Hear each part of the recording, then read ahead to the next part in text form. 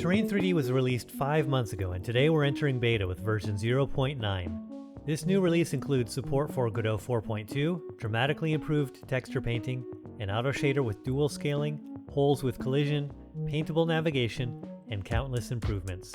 I have so much information to share with you that I had to break this down into 2 videos. This first part will cover installation, texture setup, importing data, and some of the basic tools. I'm also going to cover a lot of usage tips, and you're not going to want to miss them. In part 2, we'll cover the advanced features such as texturing, material features, holes, occlusion culling, and navigation. Let's get started. Let's set up Terrain3D. Come to the repository page, and the first thing I'll highlight for you is the link to the documentation. We're going to cover a lot of information in this video, but you'll still need to refer to the documentation for a lot of information. Next, let's scroll to the middle of the page and click on this releases link. Scroll down to the latest release, open up Assets, and download the Terrain3D zip file. Here's what it looks like when you've unzipped the file, and you know you have the right file if in this binary directory you have all of these compiled libraries. Let's open up Godot. I always recommend running Godot with the console version. That gives you this black window where not only Terrain3D but also the whole engine will give you informational messages. Let's import this new project.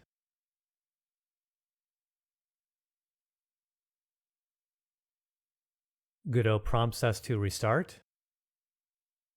You can see Godot is importing some of the assets, and now we need to restart a second time. Project, reload current project, and finally we're ready to use the demo. Notice we've gotten a lot of information on this console window. This is normal for the first startup. Here you can see the messages from the most recent load, and it only has one inconsequential warning. The installation instructions go over what we just did. There's also instructions if you want to install Terrain3D in your own project. To install Terrain3D in my own project, I'm going to open up my project folder for Out of the Ashes, go into the add-ons directory. In the download, I'm going to add-ons, and I'm going to copy Terrain3D into my project add-on folder. Then once I load Out of the Ashes, I'm going to go through the same process where I restart the engine twice. When you're ready to make a new scene, make a new 3D scene, add in a new Terrain3D node. Notice it asks us to save the storage resource to disk. So come over here, click on Storage, Save, and we will save this as a binary res or resource file.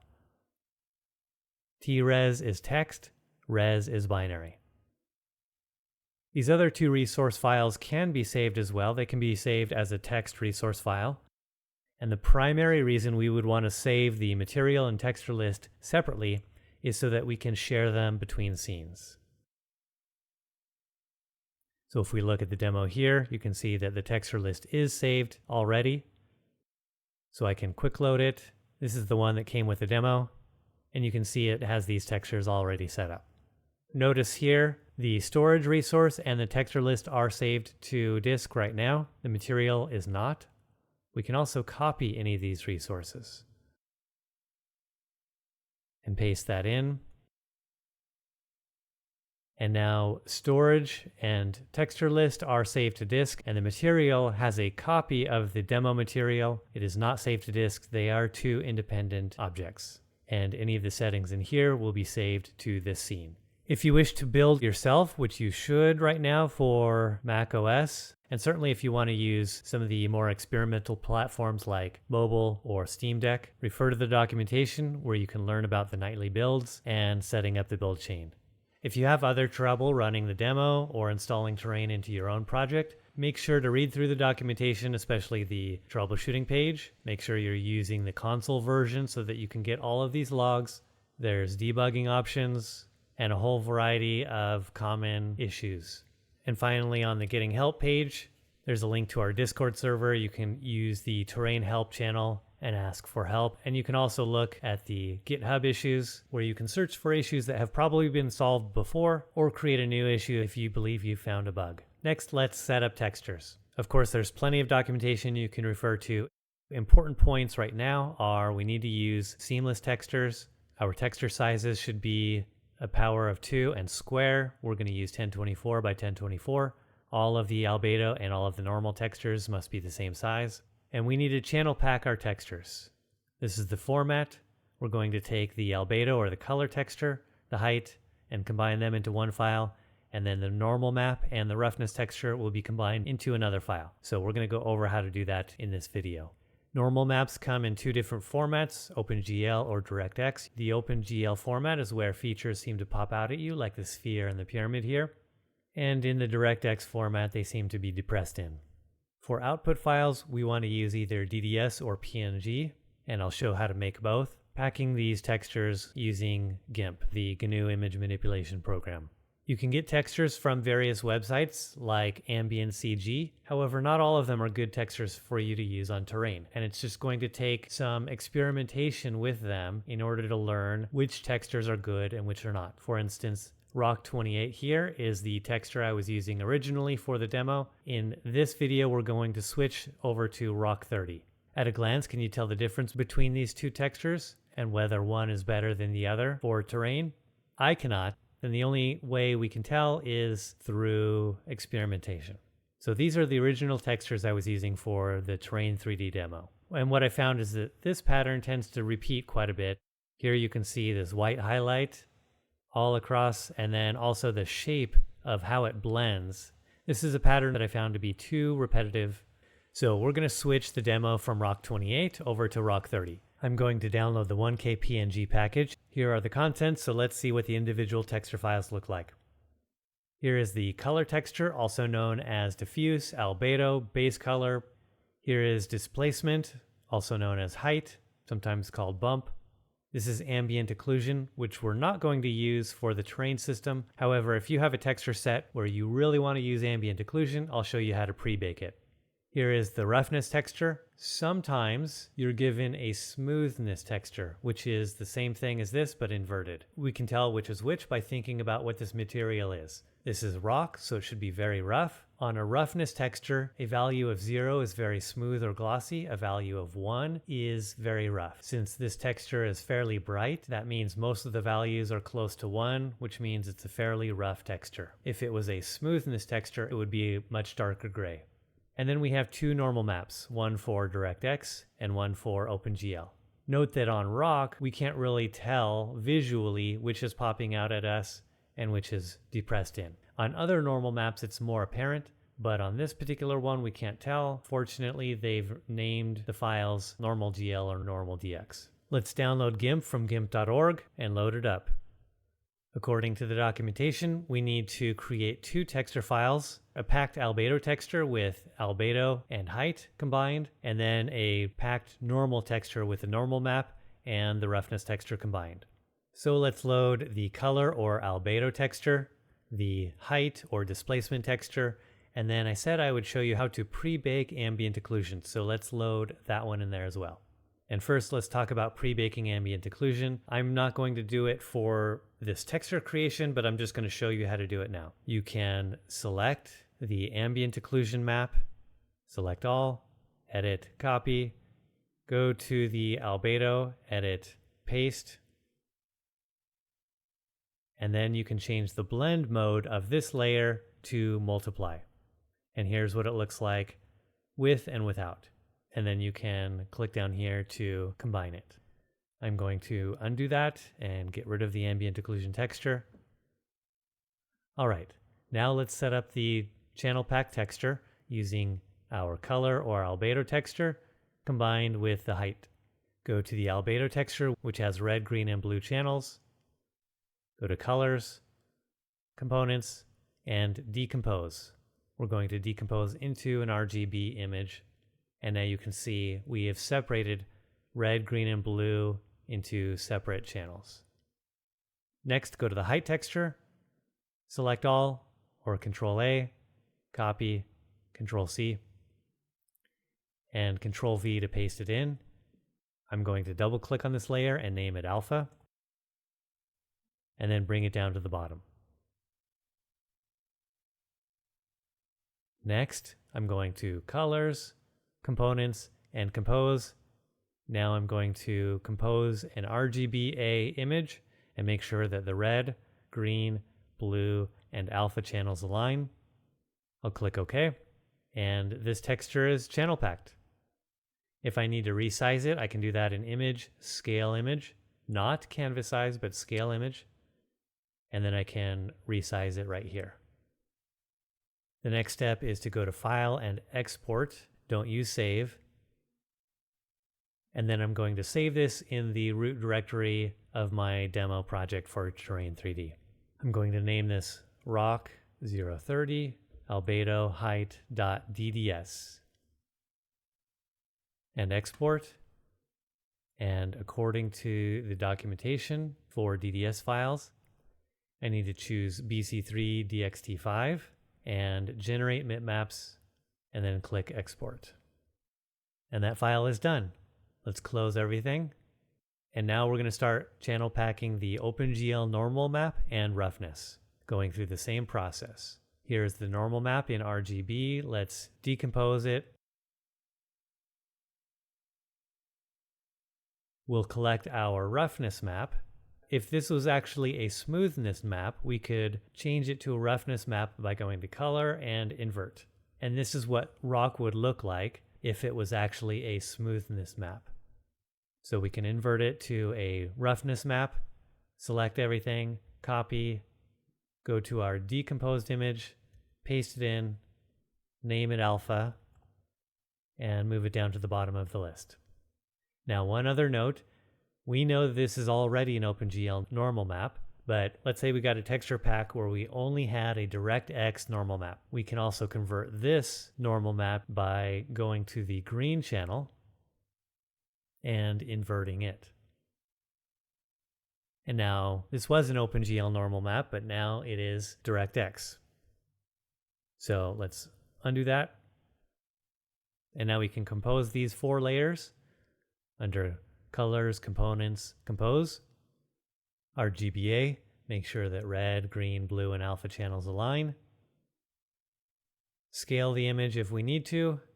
This one is ready to go. I'm going to File, Export, and there's the file we just made. Let's call this file Rocco30 normal rough dot. This time I'll use PNG, just to show you. Normally I prefer to use DDS, but just to show you the different settings, I'm going to choose PNG. And we can see in the documentation the settings for the PNG. I'm going to enable the layer offset, disable the background color, and most importantly change the pixel format to 8 bits per pixel RGBA and export the file. All right, our textures are prepared. We need to set these up in Godot. Here are the 2 files that we just made. The DDS file is ready to go. The PNG file, however, needs to be set up properly. So I will click it, go to my Import tab, change the compression mode to VRAM compressed. I'm going to disable normal map and generate bitmaps. And then click re-import. Now both textures are set up. I can add a new texture, drag these files in there, and this should be good to go. Now to replace this base texture, I can just change the texture ID down to 0, and that swapped it with the rock texture. It no longer has such an obvious pattern. One of our contributors is in the process of creating a channel packer tool that we can use within Terrain3D.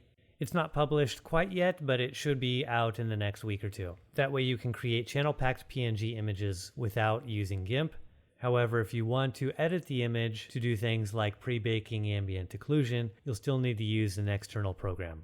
Next, there's further texture setup we want to do within this texture list. If I right-click on any of these textures, I can bring them up in this edit window. First, I'll name this rock. This other one I'll name grass, it's already named grass, and this one I'm going to delete. Note that you can either click the X in the corner or middle click a texture to clear it. If you want to remove them, you can only remove them from the end of the list. Next, let's change some of these texture settings a little bit. Even though this texture is the default grass texture, it's a little bit unrealistic looking. So first, what I recommend doing is finding some reference images. Here I searched on Google for rocky hills, and I can find some images that give a more realistic look. So if we compare these colors, you can see that our colors are inverted. The grass is too bright and the rock is too dark. So let's try to match this up. The grass I'm going to darken quite a bit, change over to a green, and I'll keep playing with the colors until I find something that reasonably matches what I'm going for. Let's change the other texture. In this case, it's dark, and the way it blends this color is through a multiply operation, which means it only darkens. However, we can change to raw, and we can make these colors as bright as we want. Let's start with about 30% brighter. It's looking a lot closer. And actually, rather than just making this 30% brighter across the board, what I'm going to do is reset this. I want to make it a little bit warmer of a color. Something like this, and then from this orange color, I'll make it brighter. So I'll multiply this by 30%.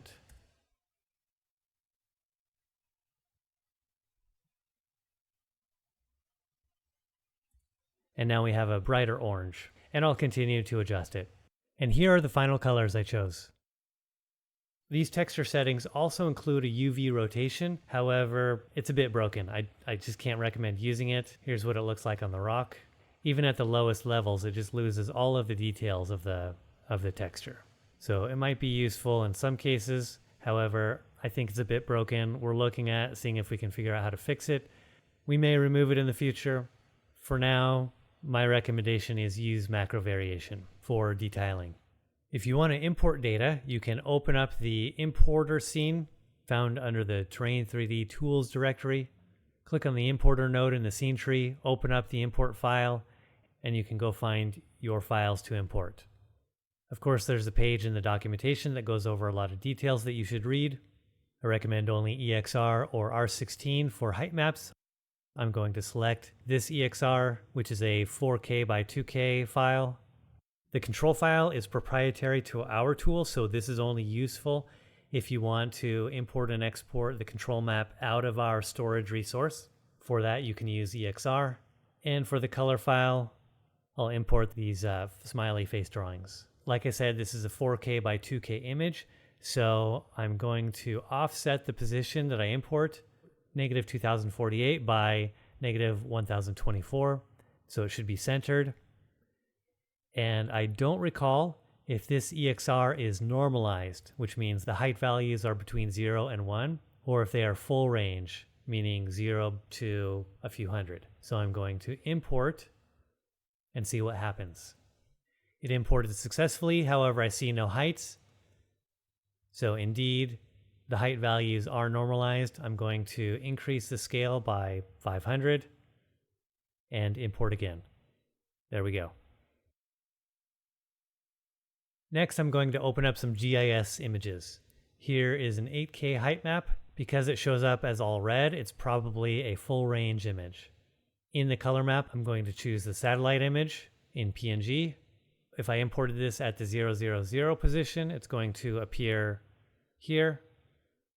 So I'm going to change this to negative 4096 by negative 4096, and that will make sure it is centered. Because I believe this is not normalized, I'm going to leave this scale at 1 and then import the image. And here we are. We can expand the view a little bit if we choose View, Settings, and increase this by 10. And then scroll down to the Terrain3D settings, open up Mesh, and expand this out a little bit further. And in the material, we can change this to None. And we can turn off the grid and the origin, and Terrain3D and Godot can be used for GIS applications. Once we're happy with the imported file, we can scroll down to the storage resource, save it as a binary resource file, and then we can load this in our other scenes. We can also export data by loading up a storage unit. Here is the demo data. I can go to export, choose which map I want to export, type in a file name, and run. And I'll know I have finished because I looked in the output window where it says export error status is 0, okay? Or I looked in my console window. When we create a new Terrain3D scene, we have an empty storage resource. Let's save this as a binary res and make sure that our gizmos are turned on. You can see over here in this storage resource, all of the arrays that hold the data are empty. And with gizmos turned on, you can see these highlighted squares. Terrain3D allows you to allocate regions, which are currently sized 1024 by 1024. And when I select this Add Region tool and then click, you can see now I have a white square that represents one region, and these arrays have increased by 1. I can add a few more regions, and you can see I now have 4. These regions are the areas we can sculpt in, and they are where collision is generated. If you just want to have a small world, then I recommend that you do not do this, where you just start sculpting around the origin point. As you see, we've allocated 4 regions for this little sculpted area. It's much better to do it just in one region. You can see this is as much data as there was before, but it requires only 25% of the memory. As you sculpt, new regions are created. If you want to turn that behavior off, you can go to Advanced and disable automatic regions.